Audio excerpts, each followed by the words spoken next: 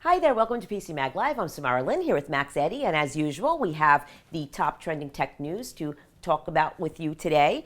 We have one of your questions you've submitted to answer, and we have one cool thing that one of the analysts in the lab's testing to show you. So let's get right to the news. So we're hearing this story about this project called Google X Genetics. Max, you want to tell us a little bit about that? Yeah, so Google has partnered with some geneticists and some of the smartest people in the world, in the health world, to take a look and figure out what a healthy human actually looks like. They're gathering all sorts of genetic data to find genetic markers that might be precursors to disease. And normally we do this for like big diseases or crippling things, and they just want to figure out like what is a baseline health level, and then we can predict future diseases from that. Google's role in all of this is that they've got the infrastructure to crunch lots and lots of data. And when you're dealing with genetics and genetic information, there's a lot of data to crunch. Yeah, and of course, this is going to bring out the inevitable privacy fears. Absolutely. People are afraid of Google. They're afraid of having their information shared with everyone. And people are afraid of their genetic information getting out there. This hasn't really been a big deal, but ever since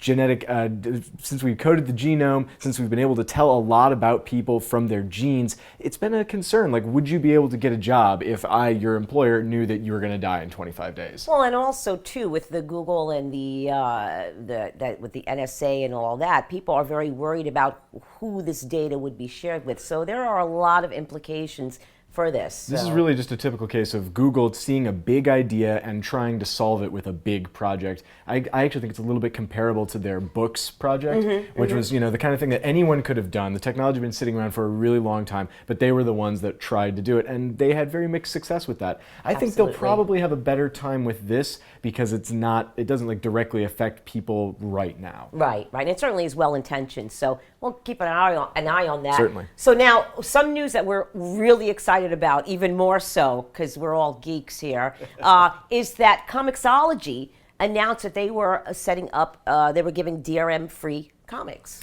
Right. So. It's a little bit trickier than that, though. I got excited about this, too. But they are offering DRM-free backups. So that means you can download a DRM-free version of the comic that you have purchased already through Comixology, so that should Comixology be destroyed in a nuclear catastrophe, your comics will still be safe on your device. But it's only at the publisher's discretion. So that means that Marvel and DC, they haven't signed up yet. But Image Comics, Dynamite Entertainment, Zenescope Entertainment, Monkey Brain Comics, I'm totally reading this off a list, Thrillbent, and Top Shelf Productions.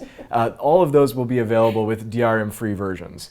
But of course, backup means, I can kind of give it to. They're shareable, exactly, right? Exactly. And of course, we also, on the heels of this, Marvel Unlimited, was announced that you can get Marvel Unlimited 1 month for 99 cents for access to it's like 15,000 comics or something like that. Yeah, so that's a great deal right there. Okay, also, and don't forget, we are covering San Diego Comic-Con on PCMag site, so check that out for some really great coverage. So on to our third story. So this is kind of strange. So apparently Philips is partnering with the Sci-Fi Channel, and they're creating a way to sync hue lights with the new movie Sharknado 2.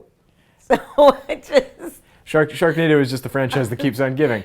So Philips has these color-changing lights that sync to wireless devices. So you can be sitting there on your tablet or your phone and be like, I want it to be a little bit bluer in here or whatever.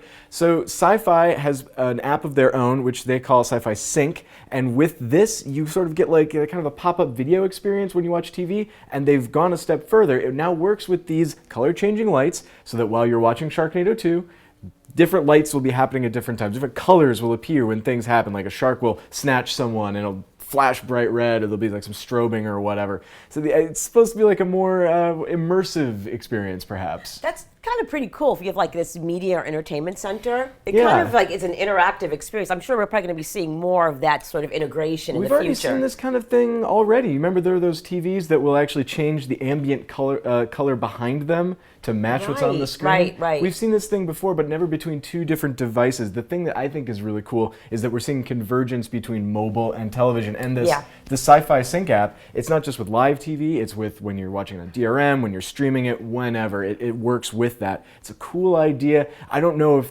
this exactly is the way to make it work, but we'll certainly be seeing this again soon. I'm sure it'll get its fans. So anyway, let's go on to one of our questions that was submitted. So Max, someone on Twitter was curious about some recent coverage of password managers, and I know you've looked at a few. He uses Password Box, and he asked, how does Password Box measure up to other password managers? I mean, that's really a great question to ask because that's what we do here. We review and compare software and other stuff too. So Neil Rubenking looked at Password Box last year, and when he looked at it, it was a very early version of it, so it's still missing some features. I imagine that they've probably brought it up to spec, but the big difference between it was, the best thing about it was that it has really smooth capture for passwords, and it's cross-platform between Windows, OS X, and mobile devices as well. The cool thing about it is that you can bequeath your passwords to someone else when you die. You nominate a person who will receive your passwords upon your time of death. That person has to give Password Box a copy of your death certificate, and then they will get access to your passwords. People are concerned about this. What happens to all your data when you die? Who will update my Facebook page? These are important questions that people have. When we initially reviewed it last year, Password Box got 4 stars.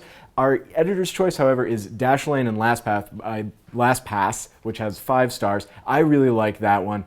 They're all really good. I think you should just go with the one that works for you best, either aesthetically or what have you. Give them all a try if you like. Pick the one that works. There you go. Thanks, Max. So now onto our one cool thing. And we have today the Sling Media Slingbox MX1. And this little guy is an affordable set-top box, of course. And we actually rated it 4 stars with an EC. It retails for about $150. And the analyst who reviewed it noted that it produced a very smooth, sharp picture, very easy to set up, has integrated Wi-Fi. So this is a device you would use to sync up with your cable box, and then you can stream your cable content or your internet signal to other devices on your home network. So I can be sitting there on my laptop or on my computer or even my mobile phone and watch cable TV. That's what this does? That's right. And the only maybe one negative thing about it is it doesn't have an HDMI connection. It does use those, kind of old-fashioned component cables. But other than that, for $150, it seems like a pretty good deal. Yeah, looks great to me. To get whole home cable access. So anyway, that's it for our show today. Thank you so much for joining us. Have a great weekend, and please come back and join us again on Monday. So long.